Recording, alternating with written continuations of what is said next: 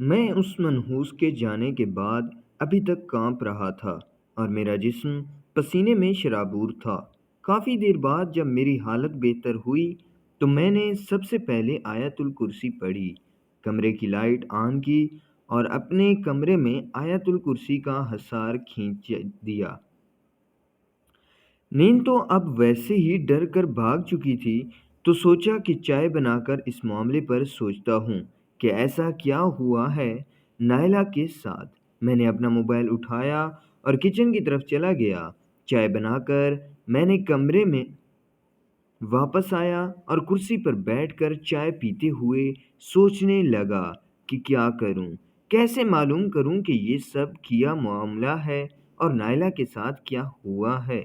अचानक मेरे दिमाग में एक ख्याल आया और मैं फौरन अपने उन कपड़ों की जानिब लपका जो मैं नायला के घर पहनकर गया था। मैंने उन कपड़ों की जेब से वो लिफाफा और अंगूठी का बॉक्स निकाल लिया जो मुझे नायला की अम्मी ने दिए थे। मैंने अंगूठी का बॉक्स खोला तो उसमें एक अंगूठी थी। ये अंगूठी मैंने ही नायला को तोहफे में दी थी। उसे देखकर मेरा ख्याल था कि नायला ने मेरी निशानी मुझे वापस करनी थी। शायद इसलिए उसने अपनी अम्मी को दे दी थी कि वसीम को दे देना। फिर मैं ख़त की जानिब मुतवज्जह हुआ तो एक महक आई। ऐसा लगा कि नायला आस पास हो, लेकिन आस पास कोई मौजूद नहीं था। मैंने ख़त को खोला और उसे पढ़ने लगा। जैसे जैसे मैं ख़त पढ़ता रहा, वैसे वैसे ही मुझे हैरत और खौफ के झटके लगते रहे। नायला ने उस ख़त में एक राज फाश किया हुआ था।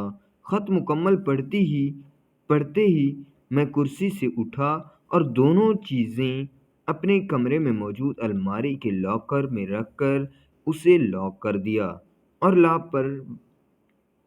लाकर पर विर्द करके फूंक दिया, क्योंकि इस खत में ये ख़ास हिदायत थी। मैंने अलमारी बंद की और बेड की तरफ मुड़ा ही तो सामने एक निहायत ही खूबसूरत चेहरा नज़र आया।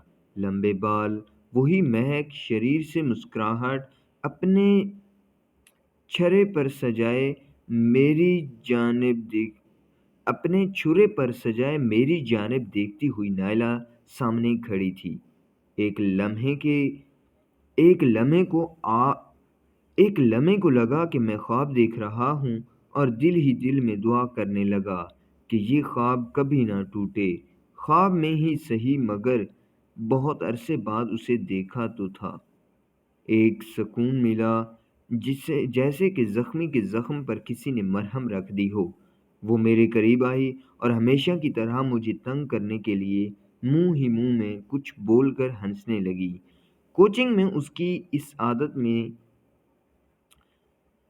से मैं बहुत चिढ़ता था और अक्सर उससे नाराज़ हो जाया करता था। वो मनाने की कोशिश करती तो मैं इग्नोर करता, जिस पर वो मुँह बनाकर बैठ जाती तो मैं उसे तंग करता और इस तरह एक दूसरे से लड़ते और आखिर में एक दूसरे को चॉकलेट खिलाकर राज़ी कर लेते। लेकिन आज उसे देखकर दिल कर रहा था कि बस वक़्त रुक जाए और मैं उसे देखता रहूँ। उसे देखते-देखते न जाने क्यों मेरी आँखें नम हो गईं, क्योंकि इस ख़त में से उसने मेरा साथ छोड़ने की अपनी मजबूरी बयान कर दी और अब मैं उसे मज़लूम समझ रहा था। मेरी आँखें भीगती देखकर वो मेरे पास आई और उदास लहजे में बोली, "आज नहीं लड़ोगे मुझसे क्या? मैं तो आज भी तुम्हें मनाने के लिए चॉकलेट लाई हूँ।" तो मुझे एहसास हुआ कि ये ख्वाब नहीं है, वो मेरे पास है, मेरे साथ है। मैंने उसकी बात का जवाब ना दिया तो उसने फिर कहा, "इतने कमज़ोर तो नहीं हो, फिर ये आँसू क्यों? अभी तो तुम्हें बहुत से काम करने हैं।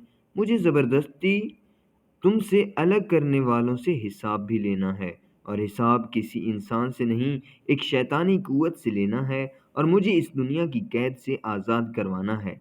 बहुत से सवालात थे मेरे, मगर मैं उसे बोलने देना चाहता था। उसने ही बात बदली और कहा कि मेरी बेटी तुम्हें कैसी लगी? अच्छी है ना? मैंने जवाब दिया कि तुम्हारा बचपन है पूरा। दिल करता है कि जिस तरह तुमसे शाही डीलक्स छीन छीन लेता था, उसी तरह अनिला को भी तुम्हारे भाई से छीन लूं। वो हंसी और काफी देर तक हंसती रही। एक अदा थी उसकी हंसी में भी। फिर बोली कि अच्छा लगा कि तुम बोले तो सही, पर मांगा मैंने तो क्या मांगा, जिसको बचाने के लिए ही तुमसे राब्ता किया। खैर देखते हैं। अब काम की बात सुनो। खत तुमने पढ़ लिया है, और तुम कॉल करके मेरे घर भेजने का मकसद यही था कि तुम ये चीज़ें ले लो और मैं तुम तक पहुंच सकूं, क्योंकि जितना तुम्हारे अंदर मिलने का जज्बा बढ़ता ही मैं उतनी जल्दी तुमसे मिलती। खत में मुकम्मल तफसीलात नहीं थीं, इसलिए मैं एक बार तुम्हें खुद भी बता देती हूँ मेरे साथ क्या हुआ। वो चुड़ैल कौन है और तुम्हें क्या करना चाहती है,